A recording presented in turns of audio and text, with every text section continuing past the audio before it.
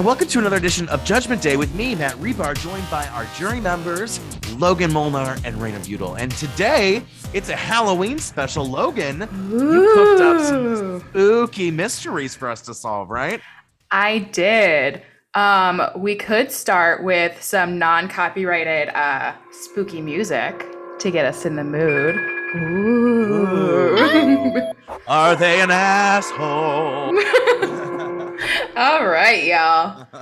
Happy almost Halloween. We're gonna kick it off with, am I the asshole for insisting on a wedding on Halloween? Oh. Now, off Ooh. the bat, I'm going to say no, but let me tell you, I've been to a Halloween wedding that was non-Halloween, and it sucked. Like, if you're going to have a Halloween wedding, make it a Halloween wedding. If you don't want a Halloween wedding, there are 364 other days of the year. So sorry to Seriously. get there real quick, but I'm very opinionated on this. So are you speaking from a wedding guest or a DJ perspective on that? I'm going to say both, because I feel like I was also partially a guest as much as I was working, but like I don't want to talk smack, but I think they picked that because it was like one of the only dates left to pick for a venue. And I'm sure there's discounts and stuff, right? Maybe. I know some couples would love the idea, some don't, but I don't know. Is it really worth your dream venue you know what I mean? I don't know. Yeah. Something has to give for me, and it's you could have had it in November. I don't know. Yeah. That's how I feel. But anywho, Ready? I'm Okay. ready. So they say, I know this seems like an obvious answer, but hear me out because I'm having some serious doubts right now. My fiance and I are trying to get married on Halloween of this year. So this was posted last year. Okay. Halloween is one of our favorite holidays and has been since we met and started dating 8 years ago in high school. For a few years, we talked about getting married and having a really elegant Gothic style wedding on Halloween. And we've been really excited to make that a reality finally. So here's where I may be the asshole. My parents were teenagers when I was born. And 10 years later, they're both remarried and had my half siblings. And I'm the eldest of 6, with the age range of my siblings being from 4 to 13. At the same time, my aunts and uncles also started having kids. So I'm more than a decade of age of all my cousins as well. And there are a lot of them. Obviously, I want them all at my wedding, but as soon as all of them found out the date of the wedding, they all got really upset. I thought if we made the reception more fun and had a candy bar and dancing and fun, maybe even allow people to change in costume after the ceremony, we could have a great compromise. However, this has not been the case. My aunts, uncles, and parents want the trick-or-treating for their kids and put it all my siblings and cousins' head that they wouldn't have their fun every year because I'm getting married that day. So now it doesn't matter that I'm trying to accommodate because I'm taking away the experience of trick-or-treating and dressing up around the neighborhood. My fiance's family is older and is all for the Halloween wedding, so that's not an issue. But now I'm starting to feel bad because I feel like if we insist, our wedding day is going to be filled with disappointed family and no one will have fun because they want to celebrate Halloween their way. But this is a once-in-a-lifetime event with the love of my life, and I want to share it with everyone. Would I be the asshole for insisting on this date? And there are 3 edits that she added. Okay. Sorry. They said, I want to clarify that I would not be upset if some people decide not to come at all so they can take their kids out for trick-or-treating. I'm definitely deciding on letting kids dress up for the reception, and this has seemed to make some of the family feel better. And some people seem to think that I'm going to be one of those people who ruins every holiday with this anniversary. This isn't true. I want my own kids one day and have no intention of making Halloween about us every year. We're happy to celebrate anniversaries one day before or after, but it's the symbolism of our wedding day that matters. Okay, so to the best of my knowledge, I am not a parent. But from what I know, wait. To the best of your knowledge, you're not a parent, but you might be. As I know, in terms of my volunteering to be one or a knowledge, I'm definitely not. But you never know these days. But here's my thing. Parents, correct me, please, if I'm wrong. Isn't there 700 trick-or-treat events all at different times and dates? Isn't some neighborhoods, they don't even do it on Halloween. They'll do it on the 30th or the 29th or the 28th, if it makes sense with the date and the times. And I know Cedar Point has trick-or-treating happening now through the rest of the month. And there's the trunk things, right? And the Lake Erie Captains just had their thing that my sister took the girls to, and they got to get candy at the stadium. So you're telling me the only option available is the night of Halloween. That's not true. That's just not, you're not looking. You don't care. Second, you can't compromise. You can't be like, hey, we're going to take the kids trick or treat and come back at 8 or 9. Because who's trick or treating past 9? If you are trick or treating past 9, no, go home. I feel like most neighborhoods have like a cutoff time, like when trick or treating stops. Yeah. So that also is concerning. And two, like, I don't know. I don't know. Raina, you take over because I feel a little like just beguiled, if that's the word of the day. I actually feel like this works in favor of the bride and groom because, I mean, if the kids are going to go out, usually the cutoff is 7. So if the kids are going to be tired after trick-or-treating, they're going to, be, oh, I don't want to go back. I'm too tired. I'm sleepy. I just want to go home and go to sleep. That opens the entire night up for the adults who get to have fun and actually, get down and dance and party. And I feel like if you're going to do Halloween for adults, you're going to want to have actually you can go over the top with that stuff with only adults. So that's cool. That's actually the coolest Halloween wedding ever, especially if you're one of those people that's super into it. What's not cool is the whole family convincing their own children that they're going to have a bad time. That's weird.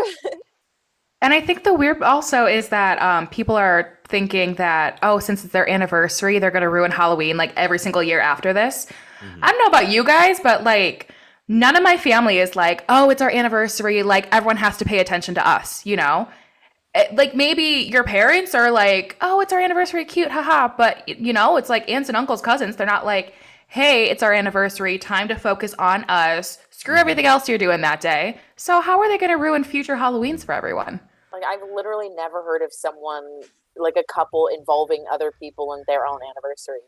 Unless they got married the same day or something, or like we're a pair, best friend couples or something. And if they love Halloween that much that they want to get married on Halloween, I don't see them like taking that away from their future kids, They want them to have just as good of a experience growing up that they did. Yeah. Well, they're having it on Halloween because they like Halloween. They want to celebrate Halloween, right? I mean, so what time are weddings usually at? Like 4 p.m. or something like that? Raina, that is a great question. It ranges. It depends on if you're doing a ceremony at one location and a reception at the other. If you're doing the ceremony and a reception at the same place, typically these days, it looks like a lot start about 4 or 5 and go till about 10:30 to 11:30, sometimes midnight. Usually not after midnight. I personally think the best is a nice 6 to midnight because if people arrive at 6 for the wedding, and then 6:30, 7:30 is cocktails, 7:30 to 8 is kind of some stuff, a little late dinner, 8 to 9, start dancing around 9:30 maybe, about 2.5, 3 for dancing. Perfect. Make sure I call you when I'm getting married to set my schedule for the day. I'm not trying to joke. I low-key probably could be a wedding planner. I've seen all sorts of shenanigans. I know what works. I know what doesn't. I know how much time you need. If you are a couple and you think you need a half hour for dinner, you are wrong. You will need an hour because there's no way you're going to get all those guests plated or buffeted up in less than an hour. There's just no way. There's just no way. And then you're going to be the bride and groom who's like, well, we want to start dancing early. And then half the room's like, they're still eating. You're dancing and it's just a mess. And you need to give a little time to like post-eat bathroom, coffee and meringue pie or whatever. Like, anywho, off topic. I think if you want to get married on Christmas, you want to get married on Thanksgiving, that is kind of your prerogative. I think obviously Thanksgiving and Christmas probably a little different than Halloween. Yeah. In terms of people are like, well, I probably want to be home with my family, but I don't know. I think Halloween, it's not like a family holiday. It's not like you're missing like time with people. It's something, childlike that they're missing. Maybe leave the reception a little early, then go trick. There's time to squeeze stuff in. Yeah, if they have a ceremony at 4. And then they have, a dinner at 6, and then they have the whole thing till midnight. People could come early, leave the trick or treat, and come back. But like I said, there's so many options for trick or treating these days. There's really no excuse that like my son, my daughter, my child my dog in a costume has to trick or treat 6 to 8 on Halloween. I just think that that's kind of a bogus excuse, especially because it seems like she's going out of her way to have a candy bar station or something. No offense, like I'd rather just swoop up some candy bars and call it a day. Yeah. And but you can wear you can be in your costume. It's everything fun is going to be there. Do you guys want to know what the thread said? Well, should we go first? Oh yeah, sorry. I mean, if it's not obvious, she's not the asshole. She is not the asshole. Raina, does this work? Not the asshole. Yeah. The asshole. The thread says, for those listening to the podcast, Raina did some letters with her hands, by the way. In case you're like, what did she do? And remember, you can always watch the podcast on youtube.com, Starvolt Studios. I'm going to guess the thread said not the asshole. This feels very clear cut to me. It's mostly not the asshole. There are some you're the asshole ones, so I'll read some of those. Who said that? So not the asshole. Halloween weddings are a thing. You're not a weirdo for wanting this. There's so many compromises here, letting everyone attend in costumes, scheduling the wedding in the morning or the evening so they can do a quick afternoon trick-or-treating. It's basically everyone saying, you're not the asshole, but let me find...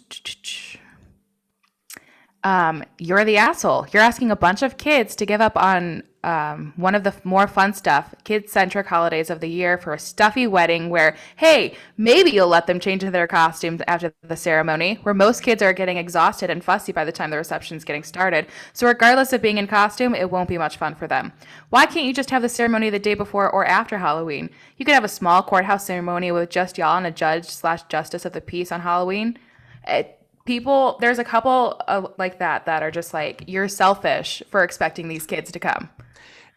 But the thing is, didn't she say that they don't have to come? Yeah, she's like, she's really more of like, come. I think the issue is people are complaining to her like, how dare you? And I don't think that's not an issue. So there's this one too. You're the asshole. This sucks for kids and parents. Think about it. The lead up to Halloween is very in your face. Everyone's making plans, decorating, wondering about candy, except Jaden, who can't go because he's going to his cousin's wedding. There's a lot of excitement and anticipation for Halloween that makes it a magical night. So there's some people who are really not happy. Way too like by the book. These are the people that would like, in that sociological experiment where they would like electrocute people like all the way to death. Like, no, I can't. Just because they were ordered to do so. These are the people that someone's like, electrocute them. Absolutely, sir. Absolutely. These are those kind of people. That's for sure. Oh, man. I only took like psychology 101. So Anywho, I could name a few. Too many experiments on the mind. Well, you did a great job, Logan. Excellent work. And we'll see you next time on another edition of Judgment Day. Halloween. Whoa. Judgment Day is a podcast by Starvolt Studios. Judgment Day is executively produced by Matt Rebar, Logan Molnar, and Raina Butel. For more awesome content, just go to starvoltstudios.com or on their Facebook, Instagram, or Twitter page.